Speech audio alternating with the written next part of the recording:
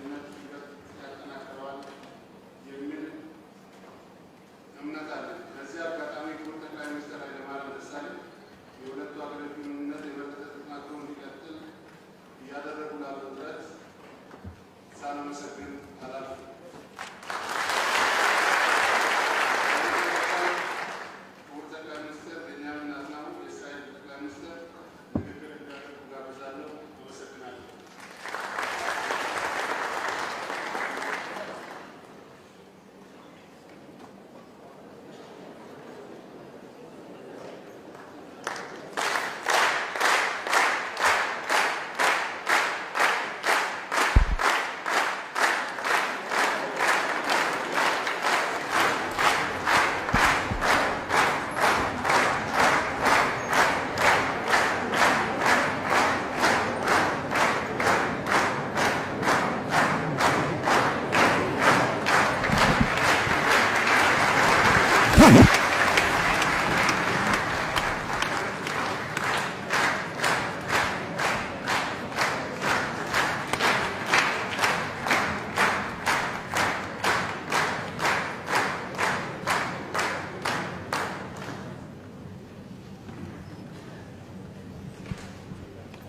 Your Excellency, Prime Minister Ethiopian, the Honorable Speaker, Abdullah Gemega, members of Parliament, Salam.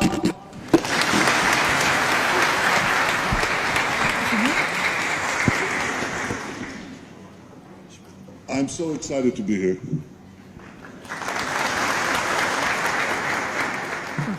My delegation is excited to be here.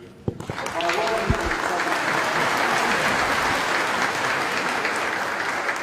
I want to recognize three outstanding members of our Parliament who are also excited to be here. Though they've been here before. Member of Knesset, former member of Knesset, Dina Lamanu Shanda, and our ambassador here in Addis Ababa, Belanish Zevada.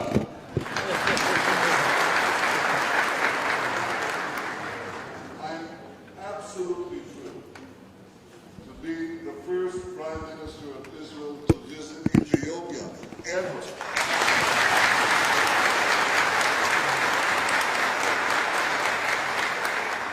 Well, what took us so long? And the answer is, I don't know, but I'm already planning the next visit.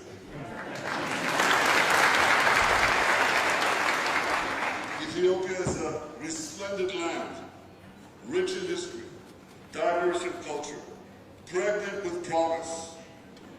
The Prime Minister said today in our meeting, he said something that is so true.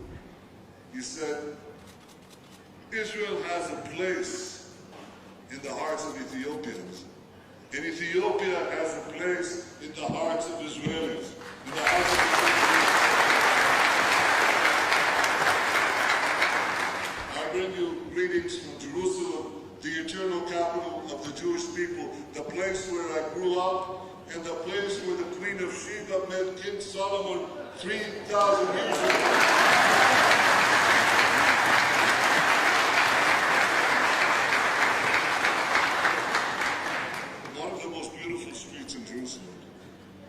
In the heart of the city is a street called Ethiopia Street.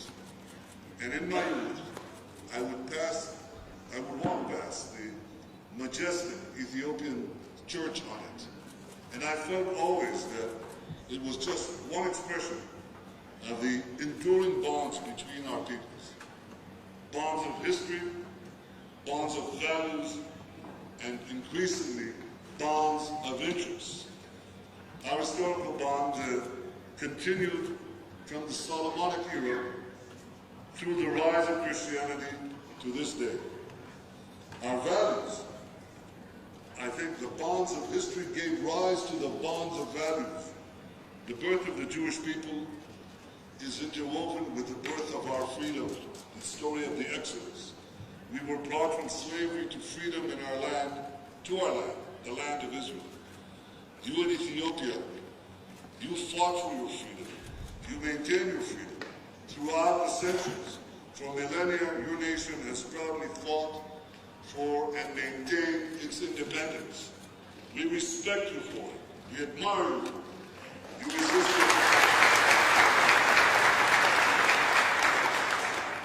You resisted foreign rule and live as a free people in your ancestral homeland.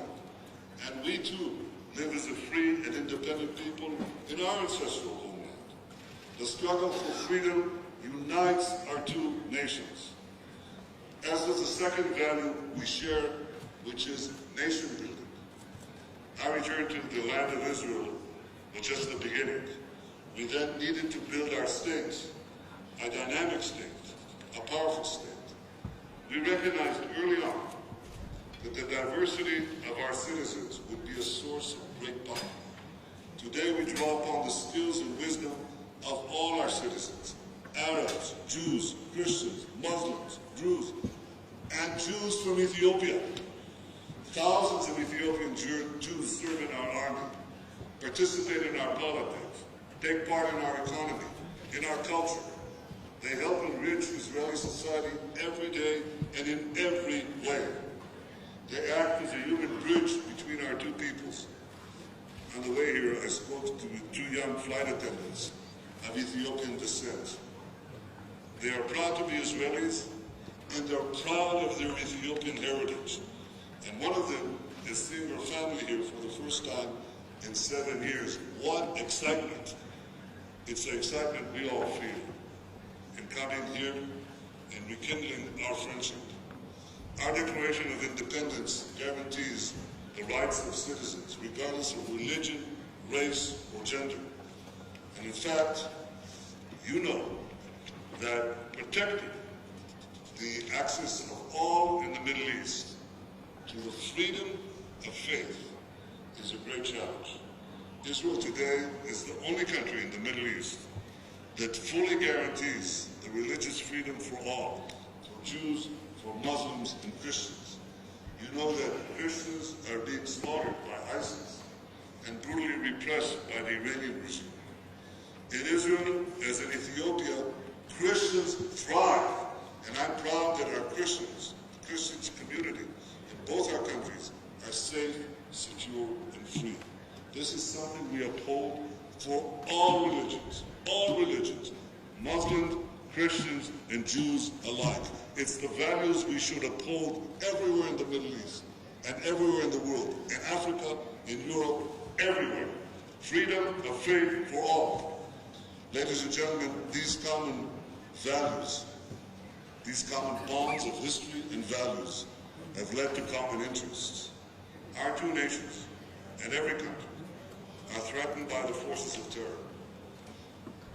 I've spoken to African leaders this week in Entebbe, in Kenya, in Rwanda, and of course with Prime Minister Haile Mariam of Ethiopia. I think all Africa's leaders understand this danger well. We've witnessed attacks in countries across the continent and around the world. We've seen fanatics who seek to impose medieval barbarism on all humanity. They deliberately target civilians. They systematically murder innocent men, women, and children in malls, in universities, in cafes, in hotels.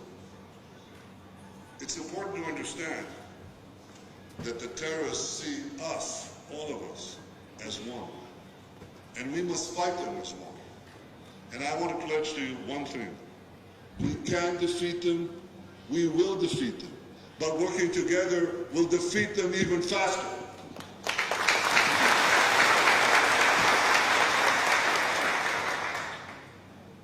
My friends, ensuring security is our first common interest, but it's certainly not the last. For too long, Africa was treated like an afterthought by much of the world. Many focused on its problems. Few saw its opportunities. Well, no longer. We are clear, seeing Ethiopia's potential and Africa's potential. And today I'm proud to announce that Israel is coming back to Africa in a big way.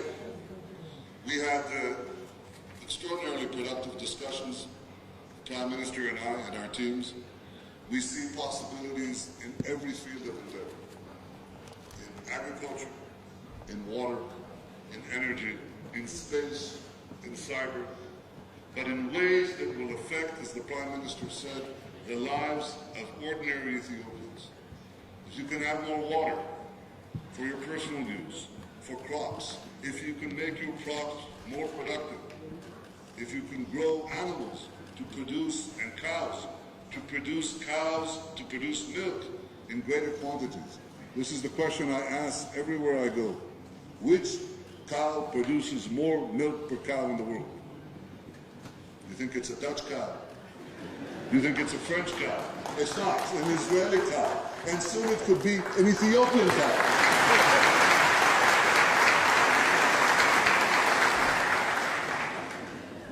This is my vision for our cooperation. To have Ethiopian farmers enjoy the benefits of Israeli know-how, working together with us. To have water channeled to every direction that you want and wasted very little. To have technology, to have communications, education, medicine. Enjoy the fruits of technology, because the future belongs to those who innovate.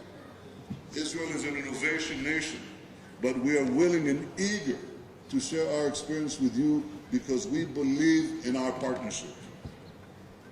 I believe that Ethiopia is on the rise.